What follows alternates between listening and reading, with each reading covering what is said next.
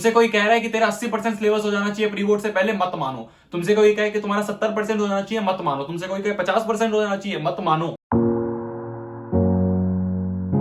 Hi everyone, this is शोभित निर्वाण और आज की वीडियो में हम क्लास 10th के प्री बोर्ड से रिलेटेड कुछ बहुत ज्यादा इंपॉर्टेंट चीजें डिस्कस करने वाले हैं। इनफैक्ट कुछ मैच्योर बातें डिस्कस करेंगे जो कि और जगह तुम्हें नहीं बताई जाती हैं, वो मैं इस वीडियो में तुम्हें बताऊंगा, जिससे कि स्मार्टली तुम ये प्री बोर्ड की सिचुएशन को फेस कर पाओ और अपना मैक्सिमम दे पाओ। ठीक है, कल ही मैंने इंस्टाग्राम और टेलीग्राम पे ले लिया था पोल, कुछ बातें पूछी थी प्री बोर्ड से रिलेटेड, जिससे कि मैं एक जनरल पर्सपेक्टिव तुम्हें इस वीडियो के थ्रू दे पाऊं। ठीक है, तो बहुत ज्यादा इंपॉर्टेंट वीडियो है, चाहे तुम्हारा एग्जाम अभी चल रहा है, चाहे 15 दिन बाद है या 1 महीने बाद है, ये वीडियो तुम्हारे लिए इंपॉर्टेंट है। एक भी सेकंड वेस्ट नहीं करूंगा, कोशिश करना कि पूरी देखो, चाहे 1.5x पे देखो, पर पूरी देखना। टोटल 5 बातें यहां पे मैं डिस्कस करूंगा, जिसमें सबसे पहली बात है कि भाई भगाना नहीं है।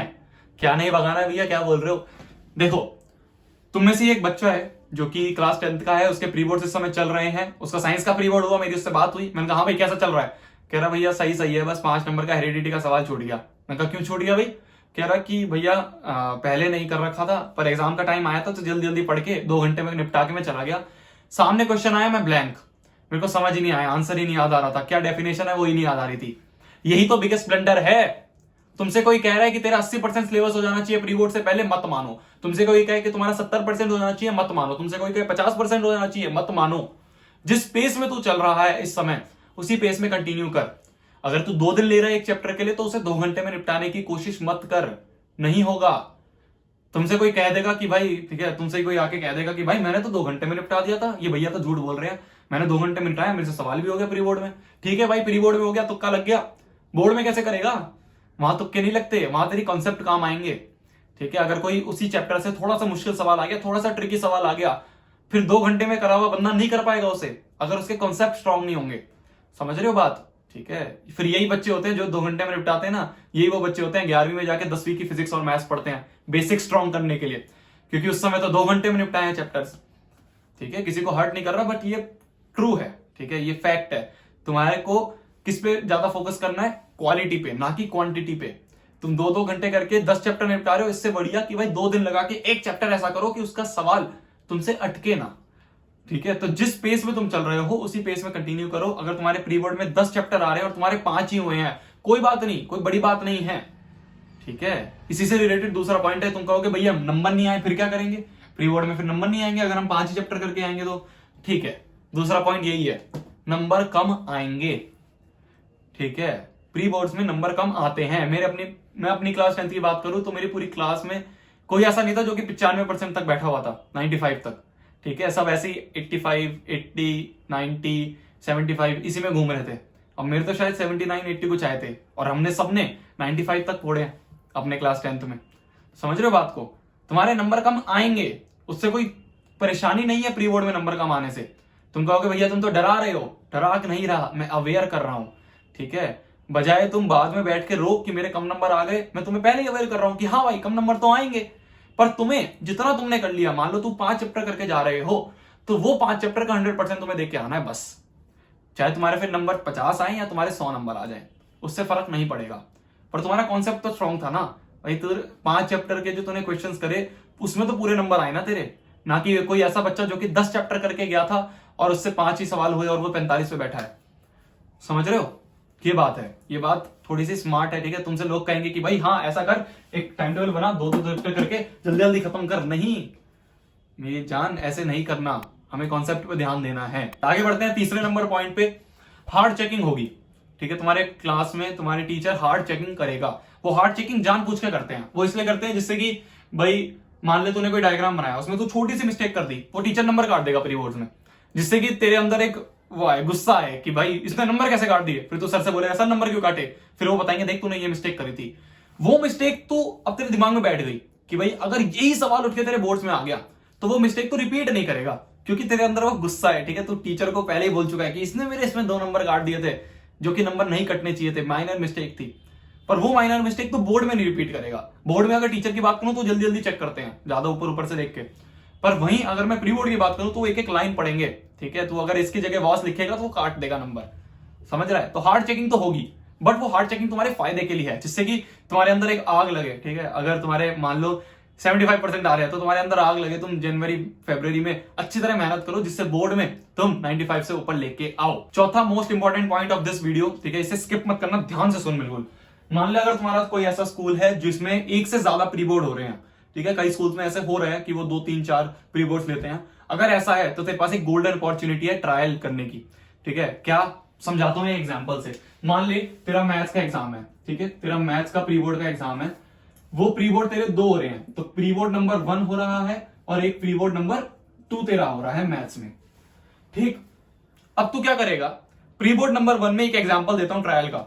मान ले तो प्री बोर्ड नंबर 1 में एक ट्रायल ले रहा है कि भाई तू जो पेपर है ना वो तू अटेम्प्ट करेगा पहले कम नंबर से ज्यादा नंबर के थ्रू। मतलब जैसे तुम अभी तक पेपर अटेम्प्ट करते हो, ठीक है, सिंपल भाषा में कि भाई नंबर 1 से नंबर 2 नंबर 3 नंबर 4 से लेके ऐसे लिखोगे तुम क्वेश्चंस को, ऐसे सॉल्व करोगे सीक्वेंशियल वे में, समझ गए। ये तूने एक ट्रायल लिया, फिर उसके बाद तूने इसे एनालाइज करा। ये एनालाइज करने के बाद अब तेरा प्री बोर्ड नंबर 2 आया, ठीक है। जब तेरा प्री बोर्ड नंबर 2 आएगा तो तू ये करेगा कि भाई अब मैं ऐसा करता हूं कि पेपर को नीचे से शुरू करता हूं, मतलब कि पहले ज्यादा नंबर वाले क्वेश्चंस कर लेता हूं, फिर कम नंबर वाले क्वेश्चंस करूंगा, समझ रहा है। मैक्सिमम नंबर वाले क्वेश्चंस पहले कर लिया, मतलब 30 28 अगर 30 क्वेश्चंस हैं, 30 29 28 इस तरह से तू शुरू कर। ऐसे करने के बाद फिर वापस एनालाइज करियो और दोनों में ये देखियो कि भाई कौन सा ऐसा था जिसमें मेरे मैक्सिमम नंबर आए, जिसमें मेरा अच्छी तरह टाइम मैनेज हो पाया। ये बहुत इंपॉर्टेंट पॉइंट है, ठीक है। ये मेरे दिमाग में कल रात को ही आया था जब मैं इंस्टा पे जब पोस्ट वो देखे थे ना तुम्हारी बातें जो तुमने क्वेश्चंस डाले थे, तो मेरे दिमाग में आया भाई हम ट्रायल तो ले सकते हैं ना भाई। अगर तुम मान लो तुम्हारा बोर्ड का एग्जाम चल रहा है, तुम बोर्ड के एग्जाम में बैठ के कोई ट्रायल करोगे कि चल आज देखता हूं पीछे से करके, भाई वो तो तेरी आखिरी जंग है, उसमें कोई तो ऐसे ट्राई करेगा नहीं कि भाई आज 2 गुट की लड़ाई हो रही है, एक चाकू लेके आ गया, वो कह रहा है कि भाई आज तो मैं चाकू से देखता हूं, भाई वो दूसरा तो तोप लेके खड़ा है। तो यहाँ पे ट्राई नहीं करना, हमें छोटी छोटी जगह ट्राई करना है। जैसे प्री बोर्ड है, प्री बोर्ड तुम्हें ट्राई करने के लिए इस समय हम ट्राई करेंगे ऐसे, दोनों में से जो बेस्ट हमें सूट करेगा वो उठा के हम बोर्ड में करेंगे, ठीक है। मान ले तू ऐसा है कि भाई तू अगर पीछे से क्वेश्चन पेयर कर रहा है तो तेरा टाइम सही मैनेज हो रहा है, मैक्सिमम नंबर इसमें आ रहे हैं, तो ठीक है हम ये वाला तरीका बोर्ड में अपनाएंगे, समझ गया। ये बहुत इंपॉर्टेंट पॉइंट है। एक और पॉइंट बताता हूं मैं तुम्हारे लिए टाइम मैनेजमेंट के लिए। टाइम मैनेज नहीं हो पाता है ना हमारा ज्यादातर बच्चों का, वो बताता हूं, देखो जल्दी हो जा।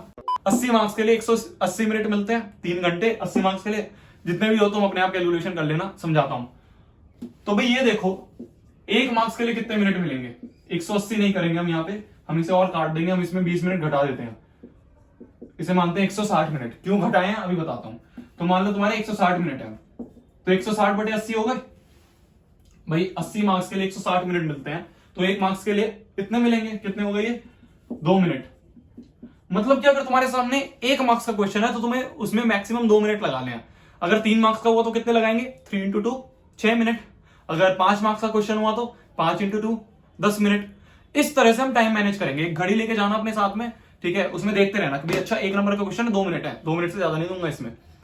अब तुम इस तरह से जब पेपर करोगे तो तुम्हारा 160 मिनट में पेपर खत्म हो गया, 160 में पेपर खत्म हो गया, तो 20 मिनट अपने वैसे ही बच गए। हमने पहले 20 मिनट घटा दिए थे, वो 20 मिनट हम रिवीजन में डाल देंगे। ये बहुत अच्छी टिप है, ठीक है, हर साल मैं बच्चों को देता हूं, तुम्हें मैंने दे दी। जल्दी से आगे बढ़ते हैं। जो लास्ट तुम्हारा 5वां पॉइंट है इसका, वो ये है कि भाई राइटिंग की प्रैक्टिस कर लो, ठीक है। ये बहुत ताजा तुम्हारी इस समय लॉकडाउन में निकली है प्रॉब्लम कि भैया हमारे घर पे बैठे हुए हैं, क्विज हो रही थी गूगल फॉर्म में, लिखने की आदत चली गई है। तो लिखने की आदत कैसे बनेगी, कुछ प्रैक्टिस करो, ठीक है, सैंपल पेपर दो थोड़े से, थोड़ा घर में ऐसे ही लिखने की प्रैक्टिस करो, कुछ क्वेश्चंस को जल्दी जल्दी टाइम लगा के सॉल्व करने की कोशिश करो। ये बहुत बड़ी प्रॉब्लम है, ठीक है, ये लॉकडाउन में बहुत बड़ी प्रॉब्लम आ रही है, तो इसे सुधार लेना। अगर तुम्हारे स्कूल में जाके तुम एग्जाम दे रहे हो तो, अगर घर में प्री बोर्ड हो रहा है, मतलब एमसीक्यू हो रहे हैं तो बात अलग है, बट अगर स्कूल में जाके तुम दे रहे हो, कुछ स्कूल्स में ऐसा हो रहा है, वो वहां पे जाके बुला के दिलवा रहे हैं, तो भाई तुम्हारी राइटिंग मैटर करेगी और स्पीड मैटर करेगी। तो उसके लिए कुछ सैंपल पेपर लगाना, क्वेश्चंस टाइम लिमिट में लगाने की कोशिश करना। ये 5 पॉइंट यहाँ पे तुम्हारे लिए डिस्कस करने थे। एक और बात, मैं टेस्ट सीरीज के लिए जो सोच रहा था, है ना, मैंने बोला था कि मैं टेस्ट सीरीज के लिए सोच रहा हूं, बट वो चीज मैंने इसलिए रोक दी क्योंकि भाई मैं ऑब्जेक्टिव नहीं ले सकता। ऑब्जेक्टिव लेने का क्या फायदा है, बोर्ड तो तुम्हारे सब्जेक्टिव होंगे। अगर मैं एमसीक्यू के थ्रू या फिर गूगल फॉर्म के थ्रू तुम्हारी ले लूं टेस्ट, तो उससे कुछ फायदा नहीं होगा। पर सब्जेक्टिव अगर लूंगा तो उसे इतने सारे पेपर्स को चेक कौन करेगा, तो इसलिए थोड़ा सा अभी उसके लिए वेट करना पड़ेगा। कुछ सोचता हूं, तुम्हारे पास कोई आइडिया हो तो तुम कमेंट सेक्शन में बताना। तब तक के लिए भाई तुम्हें पढ़ना है, फोड़ना है, कहर मचा देना है और आग लगा देनी है, ठीक है। टेंशन नहीं लेनी, डिमोटिवेट नहीं होना, मैंने पहले ही बोल रहा है। नंबर कम आएंगे, बस तुम्हें अपना 100% देके आना जितना तुमने पढ़ा है।